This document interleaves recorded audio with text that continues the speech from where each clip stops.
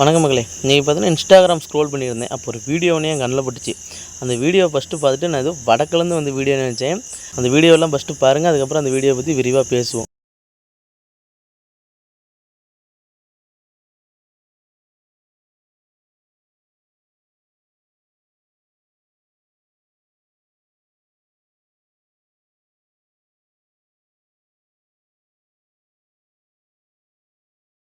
அந்த வீடியோ வந்து எந்த ஒரு சவுண்ட் இல்லாத தான் போட்டிருப்பேன். ஏதோ காப்பிரைட் இஷ்யூ வந்துருன்னு சொல்லிட்டு.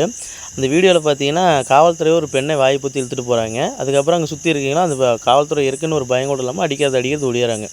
ஏன் வடக்கிலேருந்து வந்துச்சுன்னு நினச்சேன்னா, நம்ம ஊரில் வந்து ஒரு பெண்ணுக்கு இப்படி நடக்காது அப்படிங்கிற ஒரு நம்பிக்கை. இப்போ வடக்கில் தான் இதுமாரிலாம் பண்ணுவாங்கன்னு ஒரு ஒரு அவநம்பிக்கை. அவரை சுற்றி முற்றி அந்த வீடியோ நல்லா ஒரு 2-3 டைம் ரிப்பீட்டடாக பார்க்கும்போது தான் சுற்றியும் பார்த்தீங்கன்னா கருப்பு சிவப்பு கொடி நம்ம டிஎம்கே. அது என்ன பிரச்சனைன்னு பார்க்கல. ஏதோ ஒரு கிராம சபை கூட்டம் அந்த ஊரில் நடந்திருக்கும் போலுக்கு. எந்த ஊருன்னு சரியாக தெரியல. அந்த கிராம சபை கூட்டத்தில் அந்த பெண் எந்திரிச்சு ஏதோ ஒரு கேள்வி கேட்டிருப்பாங்க போல இருக்குது. என்ன கேள்வின்னு தெரில.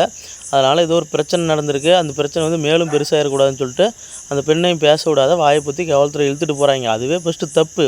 ஆனால் வந்து காவல்துறை இருக்குது அப்படிங்கிற ஒரு பயங்கூட இல்லாமல் அங்கே இருக்கிறவங்களாம் எகிரி எகிரி அந்த பெண்ணை அடிக்க போகிறாங்க. இது என்ன ஒரு பெண் சுதந்திரம்னு தெரில. அவங்க வந்து ஒரு பெரியார்னு ஒரு கொள்கை தலைவர் வச்சுருக்காங்க. அவர் வந்து பெண் சுதந்திரம் அதிகமாக பேசினவர்.